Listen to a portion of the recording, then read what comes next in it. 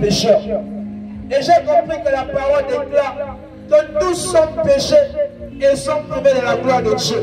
Donc ça veut dire que tous les hommes sont privés de la gloire de Dieu à cause du péché. Et c'est quoi la gloire qui a été privée à l'homme? C'est la vie éternelle. Et cette gloire, l'homme l'a perdue depuis le jardin d'Éden. L'homme l'a perdue depuis Adam et Ève. Quand Dieu a dit à Adam que je te place dans le jardin, voici tous les fruits du jardin. Tu mangeras de tous ces fruits. Mais le fruit qui est au milieu du jardin, le fruit de la connaissance du bien et du mal, tu ne toucheras pas à ce fruit. Parce que le jour où tu en mangeras, tu mourras. Cette condition a été donnée à Adam, le premier homme sur la terre. Le premier qui fut créé, Adam. Et la promesse de la vie éternelle a été donnée à Adam, ainsi qu'à toute sa descendance. Mais Adam dans le jardin, qu'est-ce qu'il a fait? Adam et Ève ont été séduits par le serpent. Et ils ont désobéi au Seigneur. Ils ont fait ce que le Seigneur les avait demandé de ne pas faire. C'est ce qu'Adam a fait.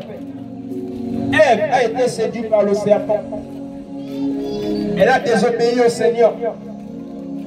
Adam par la suite. Et l'homme s'est retrouvé séparé d'avec Dieu. L'homme s'est retrouvé chassé du jardin d'Éden. Parce que le jardin d'Éden était ici l'image de la présence de Dieu. Adam et Ève étaient tous les jours dans la présence du Seigneur. Mais le jour où ils ont péché, ils ont été séparés de la présence de Dieu. L'homme a perdu la présence de Dieu. L'homme a perdu la gloire de Dieu, qui était la vie éternelle. Et vu que la promesse a été donnée à Adam, qui est le père de tous les hommes, de tous les humains. Adam est le père de tous les humains. Ève est la mère de tous les humains. Parce que nous sommes tous d'Adam et Ève. Personne n'est tombé du ciel. Nous sommes tous descendants d'Adam et Ève. Et Dieu va dire à Adam et Ève, allez multipliez-vous. Et c'est là où nous nous sortons. Nos arrières, grands-pères, grand-mères sortent d'Adam et Ève. Et parce qu'Adam a désobéi à Dieu, il a mangé le fruit de la connaissance du bien et du mal. Alors, vu que la promesse de la vie éternelle lui a été confiée, de la même manière, vu qu'il a désobéi à Dieu, la promesse de la mort éternelle a été donnée à Adam, ainsi qu'à toute sa descendance. Et c'est pourquoi le Seigneur va dire par Paul que tous ont péché et sont privés de la gloire de Dieu. Et comment tous ont péché? Parce qu'à cause d'un seul, nous dit Paul, à cause d'un seul homme, le péché est rentré dans le monde. Et ce seul homme, c'est qui? C'est Adam. Le péché est venu dans le monde. Et par le péché, la mort a suivi. Et la mort a frappé tous les êtres humains. Parce que tous ont péché. Tu me diras ce soir, mais c'est Adam qui a péché. Moi, je n'ai jamais péché. Mais tu dois savoir que tu sors d'Adam. Et parce que tu sors d'Adam, tu n'es pécheur. Et en tant que pécheur, tu as besoin de la grâce de Dieu.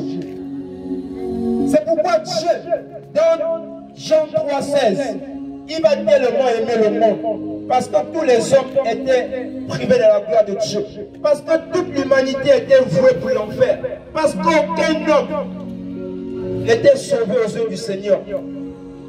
Tous les hommes avaient pour destination l'enfer à cause du péché d'Adam, d'un seul homme. Et Dieu va regarder sa créature que nous sommes. Dieu va nous aimer. Il va dire non, ça c'est ma créature. Je ne peux pas permettre que ces hommes que j'ai créés puissent finir en enfer. Et le Seigneur va chercher un sacrifice. Il va chercher un homme.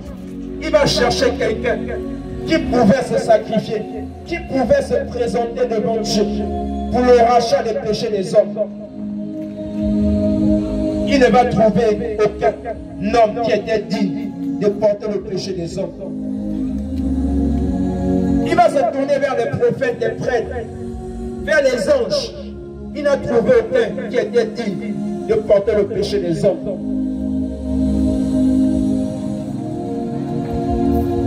Et c'est là où le Fils, unique du Dieu vivant, Jésus-Christ de Nazareth, l'agneau de Dieu qui a été trouvé digne d'être sacrifié pour le péché des hommes.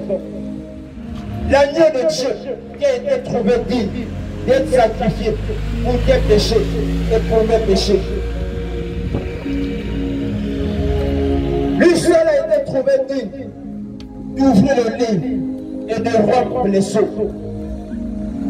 Et c'est pourquoi cet homme qui est venu annoncer la venue du Seigneur, qu'on appelait Jean-Baptiste, celui qui criait dans le désert, celui qui disait aux hommes, repentez-vous, car le royaume de Dieu est proche. Repentez-vous, car le royaume de Dieu est proche. C'est le même Jean-Baptiste qui préparait le chemin de Jésus. Parce que c'est lui qui est venu préparer les cœurs. Ramener le cœur des pères aux enfants et le cœur des enfants aux pères. C'est Jean-Baptiste. Et alors que Jean-Baptiste était avec ses disciples, Jésus passait par là. Et Jean-Baptiste va dire à ses disciples, ce n'est pas moi l'agneau de Dieu, mais voici l'agneau de Dieu qui est Jésus, qui ôte le péché du monde. Il y a Christ de Nazareth. Il n'est pas simplement